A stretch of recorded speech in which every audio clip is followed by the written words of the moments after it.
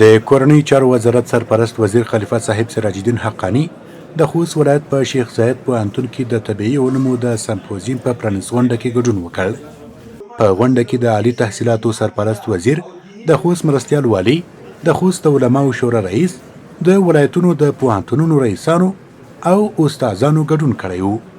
خلیفه صاحب د خپلې وینا پر مهال د علومو په اهمیت رڼا واچوله. د علومو تحصیل یې د ملتونو د ترقۍ او پرمختګ ذریعه وبلل. نوموړي وویل 40 کلنۍ جګړې د نورو د ګڼو زیانونو ترڅنګ علمي ادارې ډېرې وځپلې. علمي میدانونه په سیاسي، حزبي او نظریاتي ډګرونو بدل شول او یو د بل په مقابل کې یې جبهه ونیوله. اوس الحمدلله افغانانو ته داسې فرصت په لاس ورغلی دی چې د علمي ادارو ترمنځ کامل وحدت راغلی دی. مدارس او پوهنتونونه څنګ پر څنګ د دې ولس بچیان تربیه کوي. د نیمه پړۍ جنګونه د بحراني حالات چې کوم زموږ تاسو علمي ادارې ډېرې متضررې کړې. مجموع ټول افغانستان ته ضرر او تاوان رسېدلی دی، خو علمي کدرونه، علمي ادارې چې کومې دي دا یې داسې سره تقسیم کړي په فکري لحاظ باندې چې علما کرام مدارس چې کوم دي او مکاتب او پوهنتونونه چې کوم دي دا یې په خپل مابین کې یو تر بله سره په جبهه ودرول. په داسې جبهه یې ودرول چې موږ د تېرې 40 کالو کې چې ګورو لکه جناب معین صاحب او جناب وزیر صاحب هم دې ته اشاره وکړه چې د علمي میدان نه یې موږ نظریاتي او فکري میدان ته لاړو. ډېرې په دې مسرور کړو، د مختلفو احزابو ښکار شو، علمي میدانونه په شخصي میدانو بدل شول.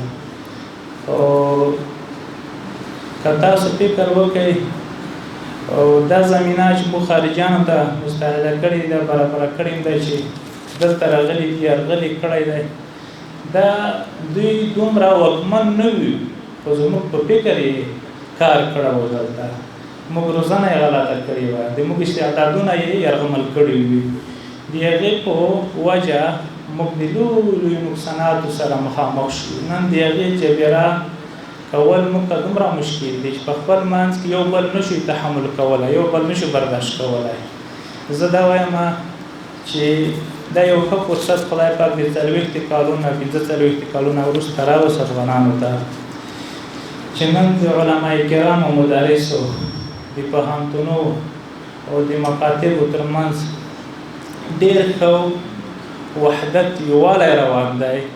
د دې لپاره چې موږ زموږ په وطن کې دا ډېر وخت راهیسې یعنې دا کوشش روان دی چې مدارس او پوهنتون یو بل ته مقابل واقع کېږي، خو موږ شاته اجازه نه ورکوي چې د دیني علم او د انسانیت مراکز د یو بل په مقابل کې مقابل واقع شي، چې دواړه د پخلاینې او د مینې محبت په فضا کې وخت سره تېر کړي، په یو مسیر باندې سره واقع شي او هغه د الله تعالی رضا د حاصلولو لپاره د ستر ملت د خدمت لپاره لاس سره ورکړي. خو که دا ونه کړي خو بیا به دا وي چې زه چې د تا په شعبه او اداره تېرېږم، زه درته په فکر کې تر ادب دی وي، تر یو بیکاره دښمن نه بد دلته ښکاره کېږم او دغسې د بل جانب والا ته چې سړی په مخ ورځي په نظر کې دغسې ورځي. خو لکه دلته چې جناب شیخ صاحب محترم او د علما شورا مرستیال صاحب خبره وکوله او د دې علم تقسیم چې دنیوي او دیني علوم دا په هغه معنا باندې چې موږ د خدای جل جلاله په وحدانیت او په قدرتو په دیننا الله جل جلاله علم په انسانانو تقسیم کړی دی، چاته دنیوي علم ورکړی، چاته دیني علم ورکړی. دا کله دواړه سره موږ شریک کې ګډ کې د دین د الله جل جلاله رضا حاصلېږي، ملت ته، قوم ته، وطن ته ژوند ورکولی کېږي، بقام ورکولی کېږي. خلیفه صاحب زیاته کړه چې زموږ د مبارزې د بریا راز زموږ فکري وحدت وو، زموږ فکر واحد وو او په بېلابېلو نومونو تقسیم نه شو. دغه راز تعلیمي ادارې د هیواد د بقا لپاره وحدت ته ضرورت لري. که په سیاسي، حزبي او قومي تقسیم ونه ویشل شي، زموږ بقا به تضمین وي. مشرتابه د تاسو په حق کې همیش لپاره چې موږ په مجلسو کې ناست یو، موږ ته داسې وایي چې دې ته ډېره توجه کوي. د دې په ځای باندې چې د بل چا دپاره د موږ د استعدادونو استفاده کېږي، هغه په ځای باندې موږ هر رقم حالات لکه د نظامي یرغل په مقابل کې مو چې مقابله وکړه، چا خبره ته مې غوږ ونه نیو، هر رقم خبره مې په ځان باندې یو ولا یخافون لومة لائم، هېچا پروا م نه وساتله، خوف او ویره م محسوسه نه کړه. تاسو دپاره هم دغه په کار ده چې څومره علمي کادرونه یې دغه د فکري یرغل کړی سرحد باید موږ مات کړو. دا داسې مات کړو چې دنیاوال ورته محتاج. هغه وویل ملتونه له یو طبیعي آفت سره مخ شي، خو په ډیر وخت خپل پخواني حالت ته نه ګرځي. ولې الحمدلله افغانستان چې له 40 کلنې جګړې وتلی، د 2 کلونو په اوږدو کې یې مخې ته ډیر مزل کړی دی. له دې سره چې په صادراتو او وارداتو کې یو شمېر ستونزې لرو، له محدودیتونو سره مخ یو، خو د اسلامي نظام له امله مو الله تعالی کمزوری اقتصاد له برکتونو برخمن کړی دی. د افغانان چې دومره همتي قوم دی، ګورئ په 2 کالو کې دننه د 40 کالونه راوروسته او چې 40-50 کاله جنګونه شوي دي، حتی چې یو آسماني آفات راشي په چا باندې، یو مشکل راشي، خلک کلونه د خپل اقتصاد نشي برابرولی، خپل ژوند نشي برابرولی. موږ 45 کاله 50 کاله په دې مشکلات کې لوېدلي دي.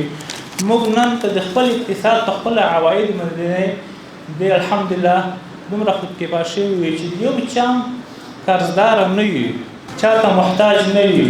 او موږ په کلنۍ بودیجه چې د تېر کال د سا کال ګورئ 15 لکه مامورین د تېرو جمهوریت د ادارې هغې معاشات ورکوي، 8 لکه مامورین ټول جوړېږي په دې کې، او د 15 لکه کم و زیات زموږ تاسو امنیتي او دفاعي ځواکونه جوړېږي، د دې ټول معاشات دي، اکمالات دي. د بیا رغونې کې شفي پروژې چې کومې دي داسې نه دي چې په کار نه شي. تاسې ګورئ چې ورځ تر بله باندې الحمدلله پرمختګونه لري. دا د خدای تعالی یو نصرت دی، د افغانانو همت دی. خو یو شی دی چې زه یم چې دغه کرکه چې موږ تاسو په مزاج کې پرته ده، دا باید نوره ختمه کړو. په ورین تندي باندې او ټول علمي ادارې یو بل ته لاس سره ورکړي، یو بل ته کومک ورکړي چې څه نیمګړتیاوې په دې نیمګړتیاوو کې موږ د سره همکار وکړو. او جوړول لږ وخت غواړي، او دا بیا تعمیراتي جوړول چې کوم دي او دا دومره مهم نه دي لکه فکري جوړښت چې کوم دی.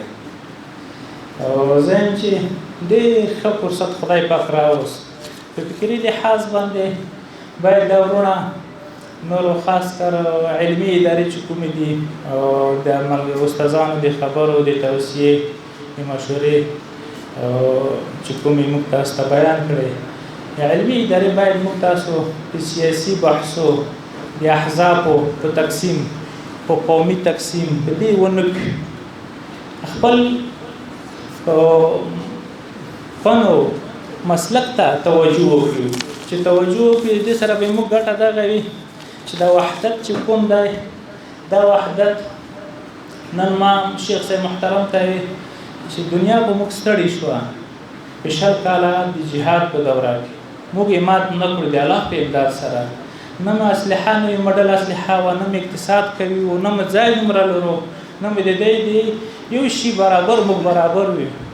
خو وجه دا وه چې فکري وحدت موجود دی ورسره، فکري وحدت موجود دی. هغه وحدت له برکته دا یرغل خدای تعالی مات.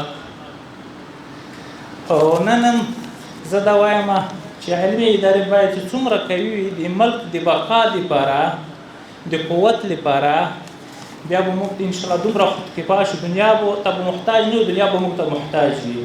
اوس هم د الله جل جلاله لوی فضل دی.